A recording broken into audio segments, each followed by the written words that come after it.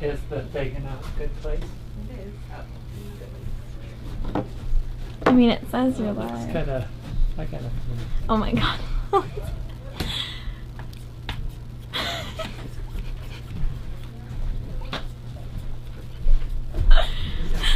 I just feel like my grandpa would have gotten a real kick out of this.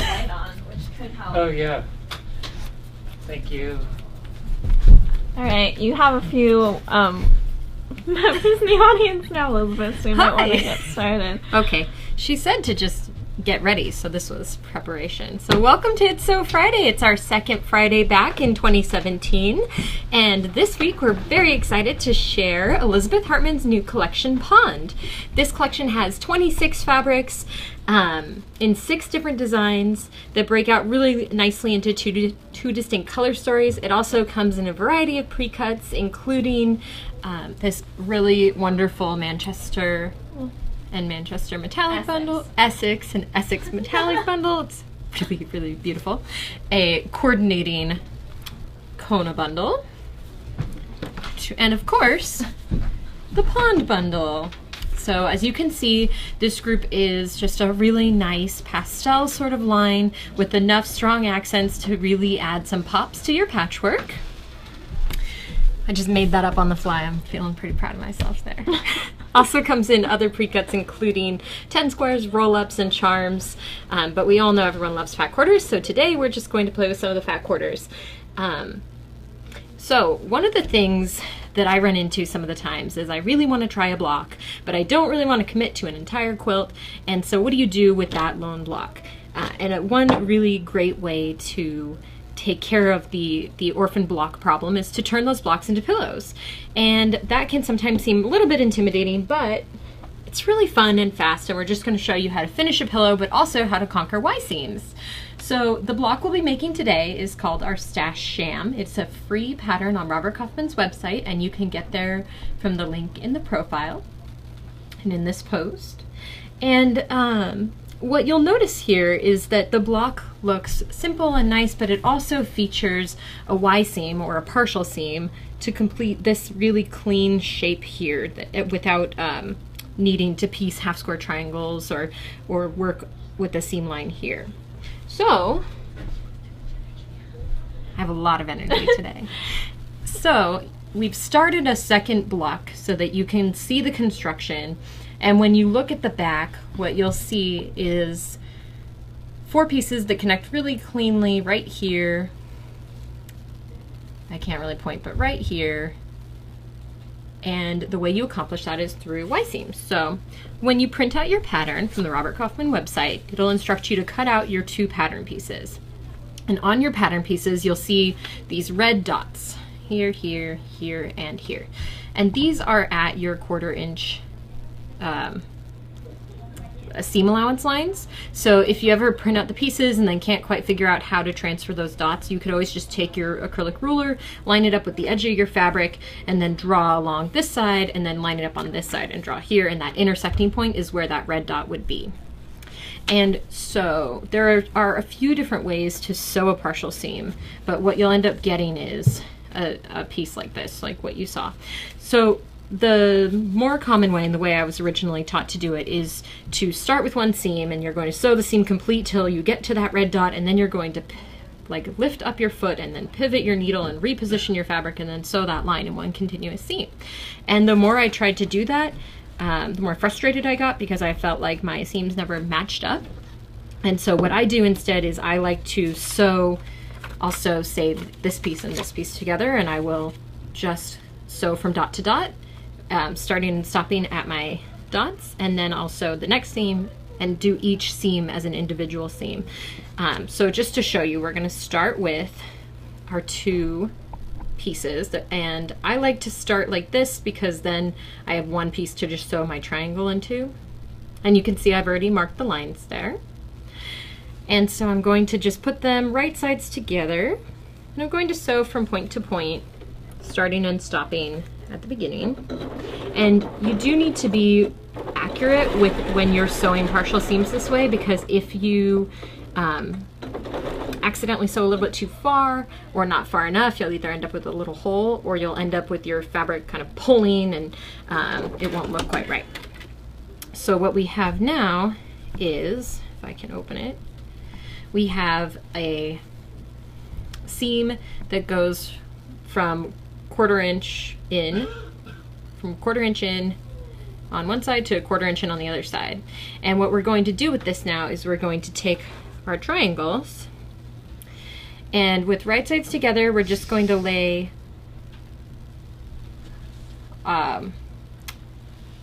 the triangle on top of one of the new lines that it needs to be on, and we're going to stitch from here until that 1/4 inch point.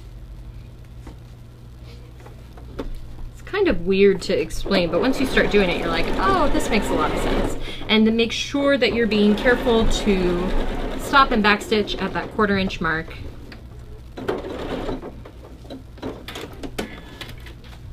And so now you have this kind of strange looking thing, but what you're going to do, it looks weird, okay? It looks weird. But now what you're going to do is you're going to line these two pieces up together, and you'll have one flat seam to work on here. You can see it here, and you'll see you have the bulk of your other piece kind of hanging out along the side here. And when it gets to the middle, it's just important to make sure you don't accidentally stitch that into your other seam, because then it won't work and it'll look really weird. And then you'll have to seam rip, which is why we have our seam ripper here, just in case things go haywire. Which sometimes they do. That's the beauty of sewing live, right? When I make mistakes, everyone gets to see them. Okay. And now we've lifted that up, and you can see that we have, and once we press it flat, it'll be even more impressive, but we have a really beautiful Y seam. And it's called a Y seam too because you can see it kind of makes a Y where it all comes together. It doesn't always have to do that though, but it kind of does. So now we're going to repeat that process. I was trying to think, like sometimes you could have pieces that need like eight different partial seams to, yeah, we'll start with the Y. So we're going to repeat that same process on the other side to get our little block. And you'll find that the more that you try this technique and the more you practice, the better that you'll get. It can be kind of a frustrating one to learn, but once you learn that, it makes everything really fun because you can just, yeah, it's fun. I like partial seams. Okay, and then turn.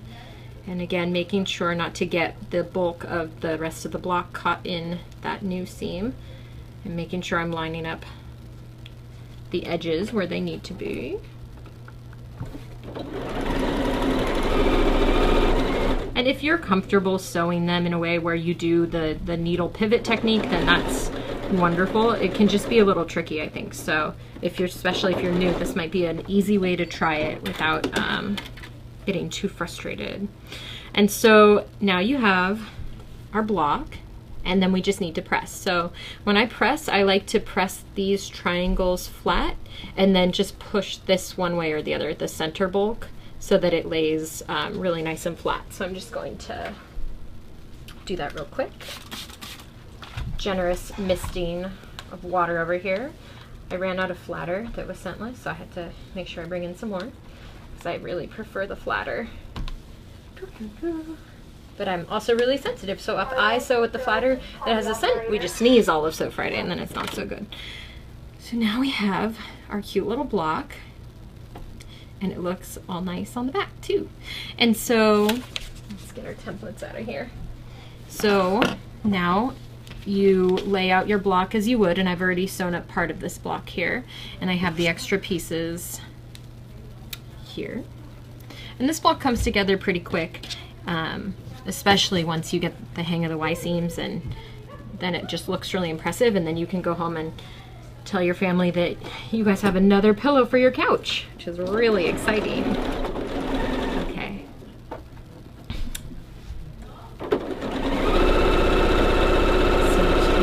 Do you enjoy making pillows, Elizabeth? Pillows are actually one of my least favorite things to make because I feel like I always get frustrated with finishing them. I never get around to finishing them, and so I feel like this day on Sew Friday is actually a really good quick pillow lesson because I don't usually finish my pillows this way, and I try and do zippers and I get all like, and yes. So I feel like after So Friday today, I'm gonna take home another pillow. Pretty excited about that. I really love having pillows, and I'm always open to people making me pillows, and then I don't have to like make them, and I just have a bunch of pillows. Yeah, like me. Currently, a lot of my pillows on my couch look like donuts and stuff. So, donuts and cake. And pie and pancakes, actually. Food. A lot of food donuts. Alright, so now that we've sewn our rows together, we're just going to sew the long rows together. And when we're sewing long rows, I just like to pin where the main block sections are going to connect so that it looks nice and sharp. And I have some pins hiding over here.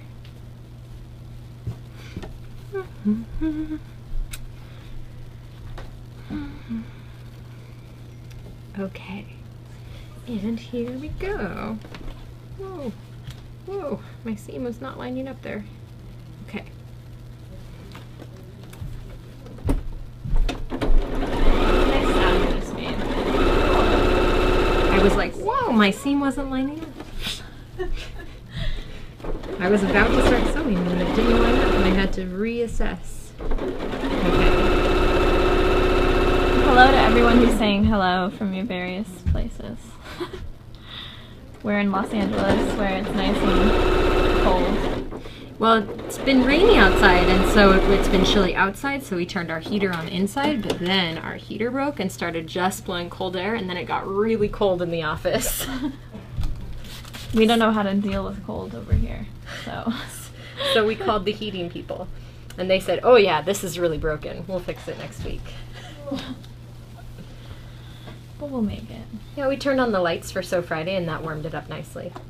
All right, so now we have our finished block.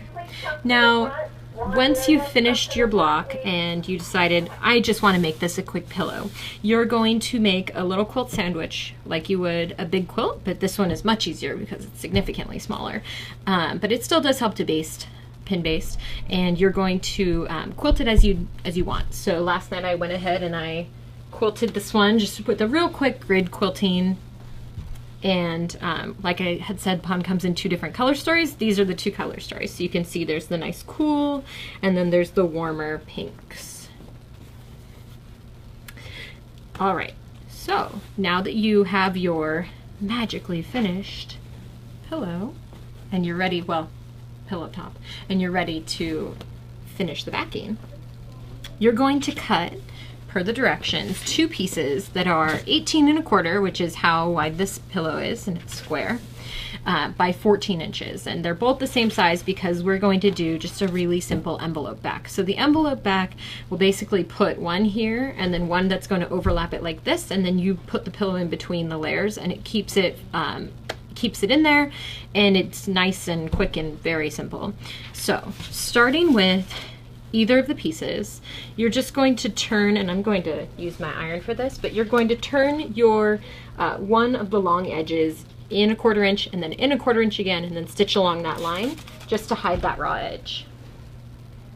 And I'm going to do kind of more of a 1/2 inch because I don't have a tool to measure this, and it's easier to do that and be quick about it, and it'll still work.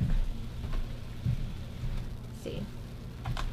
So as you can see, the raw edge is no longer exposed, and then I'm just going to stitch along that line to keep it down.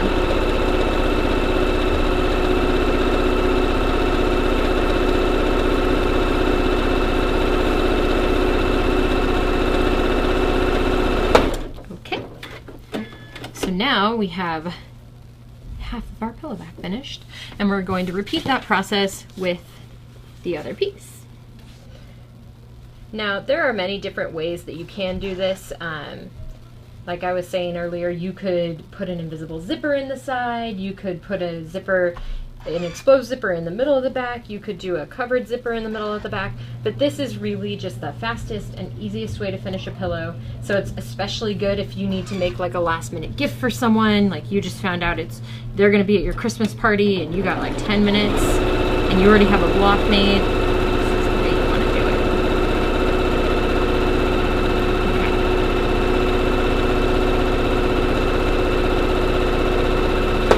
All right, so now that I have my 2 pieces, what I'm going to do, oh, here's my other piece. See, this is definitely a 1/2 inch, not a 1/4 inch, but it still will work. So, is I'm going to lay my block out and then lay one side, right sides together, and whichever one I put down on the closest to the quilt is what's going to be the most visible side of the envelope back. So I actually think I want the blue sparkle one to be a little bit more visible. And so again, right sides down, or right sides together, so your stitched seam is going to be on the inside of this, and then just on the opposite side, also right sides together, you're going to lay down the other one. So now you have this this little arrangement here. And before you sew, I would just recommend pinning in a couple spots so that you don't accidentally shift it at all while it's being sewn around, because you're going to sew this all the way around.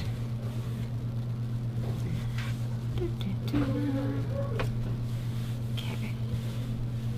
And I'm going to sew, before I pin the sides, I'm going to pin the bottoms so that I know that that there's no weird bumps happening between the 2 different fabrics where they overlap.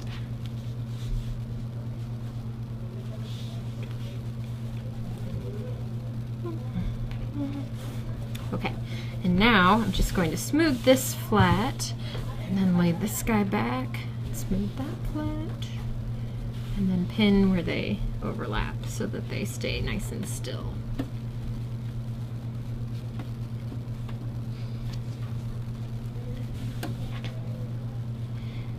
Kind of a mismatched collection of pins here. Okay, so now what we're going to do is, now we have our backs, and we're just going to sew with a 1/4 inch seam allowance all the way around. You could do a little bit larger if you wanted to, but the block only has that 1/4 inch seam allowance on the outside, so if you do too much more, you're going to cut off all your points. So if you don't care and the points aren't important, by all means sew a 1/2 inch, but for this one we're going to go ahead and sew just a 1/4 inch all the way around. I'm going to move these. And if you guys have any questions along the way, feel free to post them in the comments and we'll do our best to answer them as we go. And when you get to your corner, just slow down. When you get to a 1/4 inch, you're going to just lift and pivot.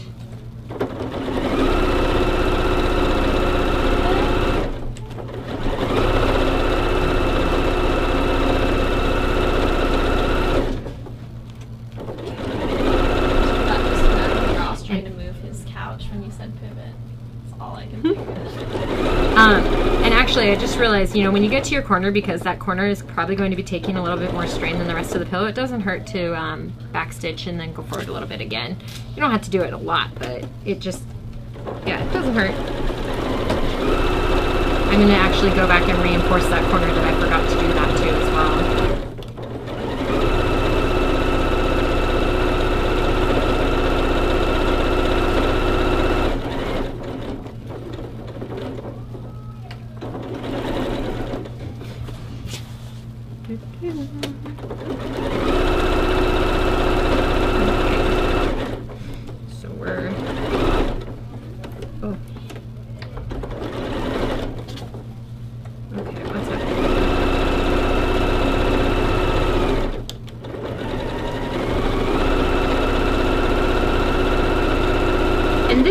Just a little tricky because the fabric might shift a little bit, which is why it helps to pin a lot, but just go with it, it'll work.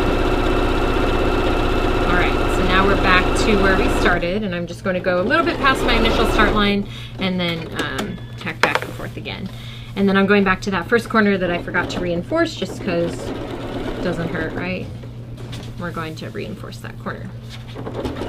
Now before you turn, before you do anything actually, you could be done here, but if you are like me and you like to be able to throw your pillowcases in the wash, I think it's always a nice idea to zigzag around the edges. So I'm just going to turn my machine onto a zigzag stitch, and I'm just going to real quick zigzag my way around my pillow edge, which should help keep it together a little bit.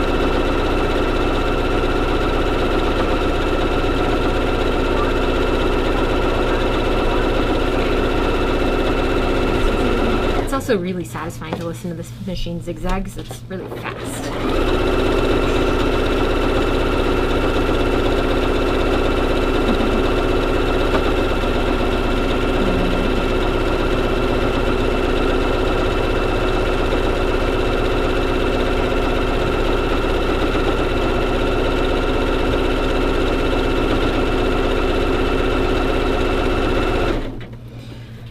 All right, 2 out of 4. We're almost there. Here we go on the third one. Getting tired of it? No, it's just perseverance, you know?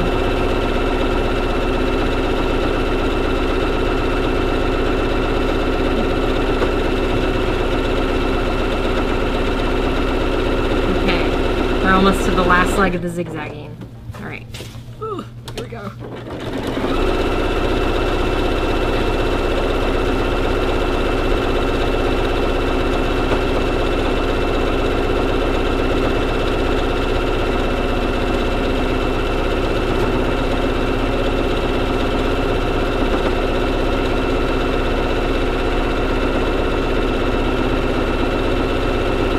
Oh, and since I started in the middle, I still have to go a little bit.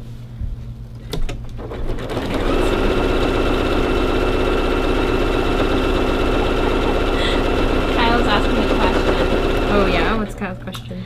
What will you be sewing over the long weekend, Elizabeth? Oh man, so my sister-in-law is having a baby and I've been working on a baby quilt, so I'll probably be trying to get some work on that done. And if not, if I just decide that I can't do it because I just messed up a whole bunch of blocks the other day, then maybe I will work on some garments and maybe I'll just drink a lot of hot chocolate and knit. I don't know, it's hard to say. All right, so now that we have zigzagged around our entire pillow square, you're going to turn it right side out, but it can get kind of tricky at the corners if you don't trim away this bulk. So being really careful not to overlap your seam allowance, just clip away that little edge. And yeah, it's kind of satisfying and scary too. You're like, ooh, but it ends up being really fun. Okay, so now I've clipped away all 4 corners and I have these little like cornerless things and I'm ready to turn. So I brought one of my favorite tools from home, and I used to just use a chopstick, but now I have that purple thing. It's called Thang, T-H-A-N-G, and it is just a like a little piece of plastic that is, you know, has a little point here and a little sharp square side here, and it seems really silly, but it's really wonderful for turning corners of pillows and things like that without accidentally poking a hole through your fabric, which happens sometimes. So we're just going to turn this right side out. It's like kind of a struggle, but and then oof, I don't know if you can see the lint flying off of this, but and then using our purple thing, we're just going to poke our corners out. Using your what? Purple thing. Thang, guys. T-H-A-N-G. I think it's kind of silly, but then I didn't have one for a while and then I really missed it. So I asked for it for Christmas. And my mom and dad got it for me for Christmas. But see, it like helps you poke that nice sharp corner. Whereas like if you were just using your finger, it probably wouldn't be as effective and you might, yeah, might hurt yourself. So nice sharp corners. Telling you. And most local quilt shops have these. It's just like a random thing that they have at the counter that you just don't notice what it is until you were looking for it, and then you're like, I know what that is. It's excellent. All right, so now that you have turned your pillowcase to right sides out, you must be sitting here going, now I need a pillow.